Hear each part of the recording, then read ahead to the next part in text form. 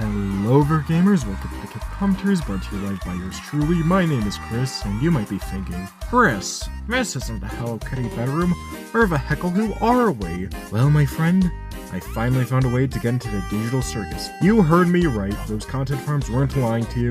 The digital circus is real. I mean, we got Pomni, overshadowed character, guy that's overshadowing character, depression and gender dysmorphia, and also Finger 2, but I forgot about the original script. But now we just simply need to see Kane. Sweet land of Bippy! It appears a new human has come! What's your name, sport? Chris. Nice to meet a fellow well-suited object head. Why do they get to remember the name? Jax. Good question, actually. How did you do that? I don't know, but that's not important. What is important is that, as of writing, the Digital Circus finale has been released to YouTube yesterday. Dude, what are you talking about? Are you okay? Looks like Kinger's no longer the only nut here. You guys should be friends. Can you people please stop interrupting? Oh, it was about an adventure to get you used to things. Oh no, that's fine. I just need to— Great! Your next adventure is to escape the Plain Rock 124. Who? I love saying racial slurs. This is Plain Rock 124. He's gonna chase you and beat you to death with his hammer. Better not cross him. Now, 3, 2, 1, go! You're coming with me, Kinger. You're goated. I always felt like I would have been a gerbil. I'd say more lion. Then lion I am. Epically baller. Now on to the actual video.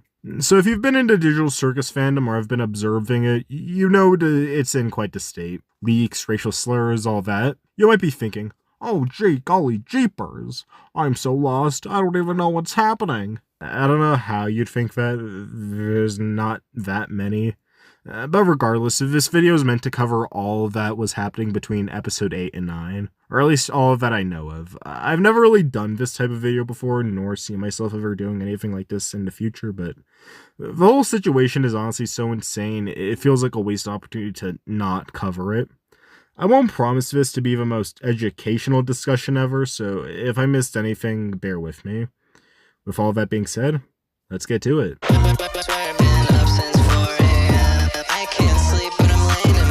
So starting off, we should talk about the movie's production. When the first trailer was released, a lot of people had an issue with the distance between the theater release and the YouTube release, myself included, for two reasons. One, that distance is very ample time for spoilers to come on and ruin everybody's day. And also, there weren't many countries they were airing it to. However, they did expand the countries a bit, so while the whole release date thing is still kind of an issue, at the very least, more people have an opportunity to actually see the movie, so that reduces tension. Oh hey Australia, hey Korea, how you doing? Oh. Yeah, for some reason, Glitch pulled a whole load of premieres out of specific countries, and I have no clue why. From what I last remembered, they didn't even elaborate. All I know is they did have to go into court with Korea. I'm not too sure how the case went, however, but hey, that should be all the controversy happening. Someone in Brazil leaked the whole movie in Portuguese and started role-playing as Captain Underpants. What? Yes, that happened, and apparently he didn't even just drop it fully, just sprinkled clips. I feel like the best way to describe it would be amazing digital Chinese water torture. It wouldn't shock me if you, the viewer, did see any leaks, especially if you use sites like Twitter. But me personally, I never had to worry about it. I mean, don't get me wrong, I was wary when looking into comic section in case somebody just lays it all out in detail. But I never saw any for myself. Granted, I use 2 social medias, I guess 3 if you count YouTube. And I haven't installed Twitter for about a year, and honestly, I'd like to keep it that way.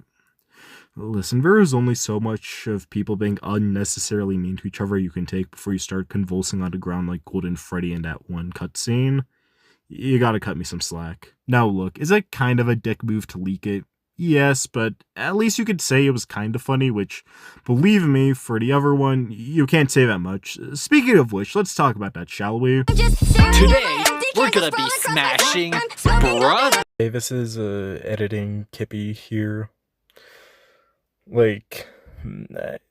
Before you watch this section, it's a little misinformed, specifically around the Michael bit, for Ashley, I think it was an isolated incident, but apparently Michael's been has done edgy things like that beforehand. Like, I don't think for as far as I know, not after the not after the nega thing, but like beforehand. So yeah, not really much of an isolated incident for him. I don't know if I just repeated myself. I understand if people are kind of hesitant to believe he's changed, considering his track record, but he hasn't, for as far as I know, he hasn't done anything controversial, so I'm still gonna try to keep neutral. Controversial after nega stuff. At some point, someone resurfaced a stream from 7 years ago where Ashley and Mike baited saying the N-word, and as you imagine, people went crazy. I feel like as someone who is black, I should say something about this, and honestly, I take a neutral stance. I don't agree with the people defending Mike and Ashley with their lives, talking about some, just some adult tag fun, I don't see the issue. Because, no, dude, this is serious. People have the right to be upset, but on the other hand, I don't necessarily hate Mike or Ashley, nor agree to the hate given to them. This isn't to say that I forgive them or anything. I have no feelings to them whatsoever. Look, what they did is undeniably bad, but at the end of the day, it's been 7 years, and from what we know, this was a one-time thing, so to treat them that, they're still doing that same thing is a little silly, in my opinion. I can't force you how to feel about the whole thing. You're entitled to think of this however you like, but at least acknowledge that they've probably changed for the better as time went on. Honestly, it doesn't even feel like this was done out of genuine care for what they said, but just simply to find another thing on the internet to get mad at. You've seen it millions of times before, it's nothing new. This reminds me of this one kid in theater class I used to have that stated Michael Kovac was one of their biggest inspirations. Wonder how they make of this. And then Plain Rock pulls up to a con, yells the N-word, gets a personal fuck you from Glitch and a band, somehow finds a way to sneak in, and just general loser behavior all around. Honestly, Plain Rock is a guy that deserves his own video. I don't think I've ever met a downfall as deranged as this.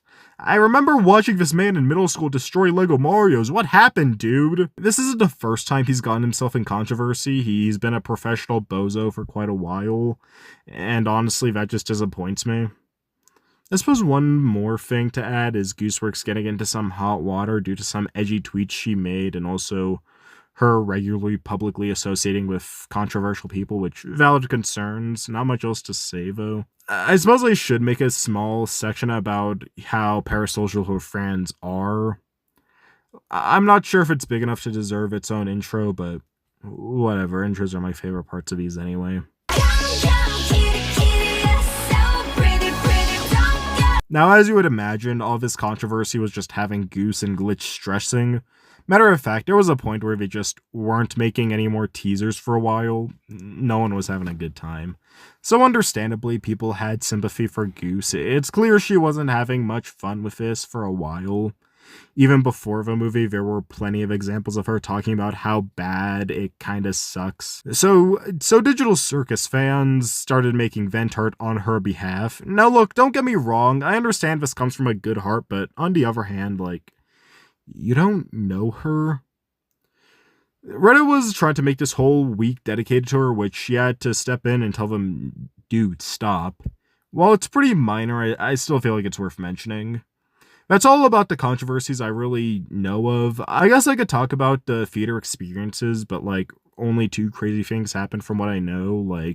Someone stole a cardboard cutout, which is really funny. Someone pulled a fire alarm in the theater because they don't like the Digital Circus. Not as funny. I already believe that cringe culture by default is one of the most terminally online things you could ever partake in. The general idea of being rude to a certain group of people just because they like something you don't without thinking about how they feel is just what it's all about, and it honestly sucks. It's commonplace on the internet, especially on widely used platforms like TikTok or Twitter. But when you get to the point where you're doing actual bad shit in real life, it's probably for the best if you just don't touch an electronic ever again. Enough about it, drama mumbo jumbo. The episode is out and has gotten a lot of mixed reactions to people, so let's see. Is it good or not? I thought it was alright. I was pretty okay with it midway through, but felt kind of mixed around the end. Like, the quality is phenomenal, and I find it cool how they make parallels to previous episodes. Jax does abstract, which, honestly, you and I saw it coming, let's not mess around.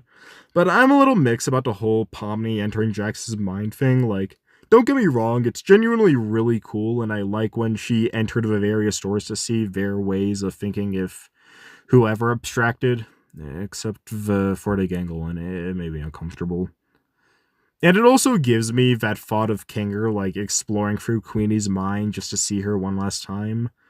But on the other hand, it kind of makes abstraction mean a little less to me. Like, it's clear abstraction is meant to be a representation of, like, suicide, right? Like, it's when you give up and basically die. The idea that you can just touch the abstracted one and just talk to them there. I mean, yes, for the other, Kane shoves him into cellar, but Kane's dead. You can do this whenever you want. Also, I like the scene where all the Jaxes are playing poker. If it was 2016, someone would have made a Tumblr-ass blog about them.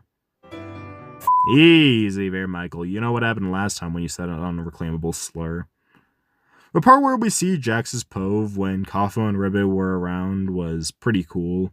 I also find it interesting how Jax basically started her own downfall by pushing away Ribbit.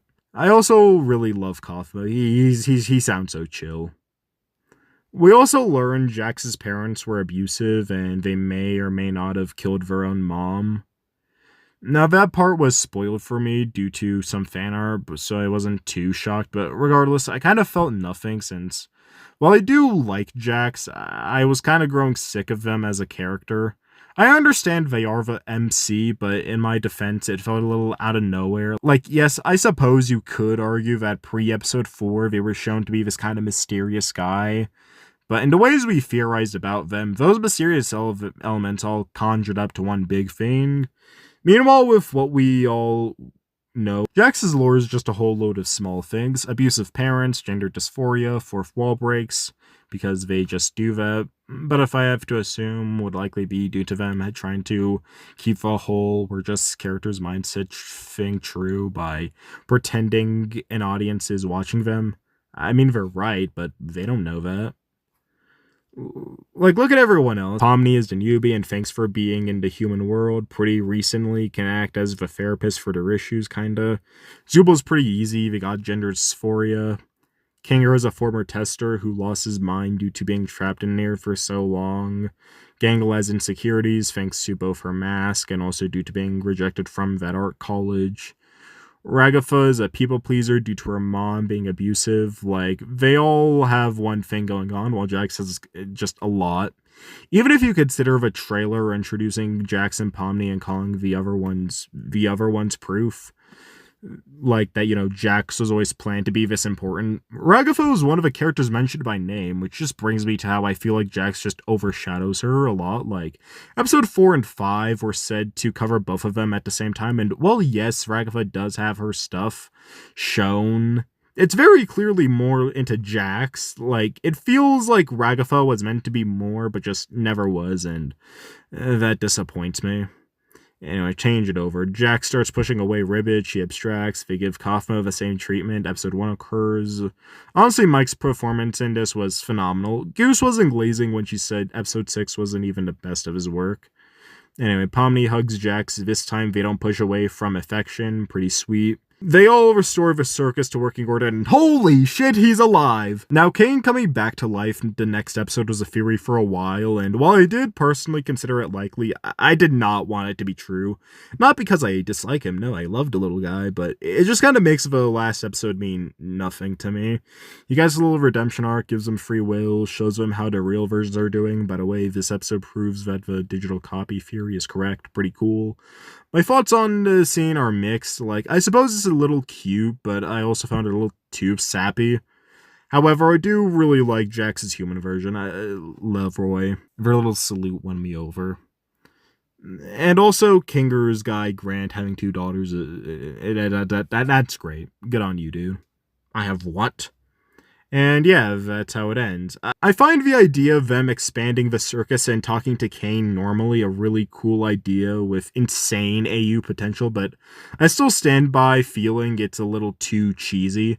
But overall, not the worst way to end. Also, Gangle and Zubla finally have sex. Fuck yeah, baby. Yuri for the dubs. Now, I never thought of asking, but who exactly are you talking to? The viewers. Say hi. Hello. Yeah, love this guy. Viewers! Where'd you come from? My god. I should have recognized this earlier. You're a commentary YouTuber, are you? I'd prefer to be labeled as just a commentator. Sounds more professional in my opinion, but yep. Oh, hell nah. Mods, get this man, woman, child, I don't care, just get them out of my sight. Aw, man.